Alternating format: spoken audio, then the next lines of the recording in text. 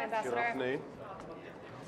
This resolution on North Korean sanctions, if adopted, will impose the toughest ever sanctions regime on any country by the United Nations in the 21st century.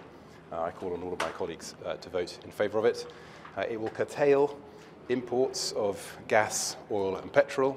It will ban all exports of textiles from D.P.R.Korea, and it will ban remittances from overseas labourers whose money is otherwise going back into the regime to help fund the missile and nuclear programs. So it's a very significant package of measures, as befits the situation. We call on North Korea to take the steps necessary under further pressure and under further constraints from this package of measures in order to get back and meet the conditions necessary for a dialogue to begin. Ambassador, oh sorry, go ahead. Sanctions haven't changed North Korea's behaviour in the past. How is slightly tougher sanctions going to change it now? First of all, these are significantly tougher sanctions. Secondly, you're right that sanctions take time to have an impact, but it's only over the last year or so that the Security Council has been sanctioning sectors of the economy, and the textile sector is the final sector of the economy that is not, until tonight, subject to a ban on exports. So this is a very significant tightening up still further of the constraints on the North Korean regime. Do you expect a reaction, Ambassador, from North Korea?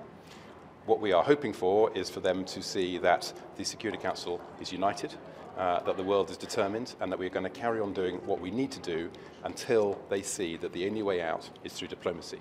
And that means them taking the initiative to stop their illegal nuclear and ballistic missile programs and fulfill the conditions necessary for them to get back into a dialogue.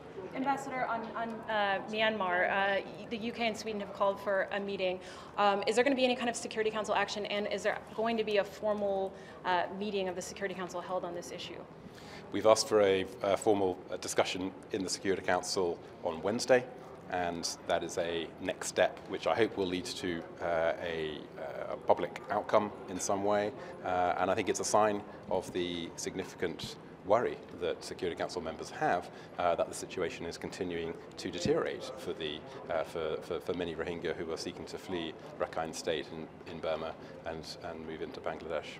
So you don't mean an AOB, you mean a proper open meeting? Well, it's up to the presidency to work out if it's an AOB or a consultations. But I think it'll be a private meeting, but with a public outcome of some form. Okay, thank you all very much.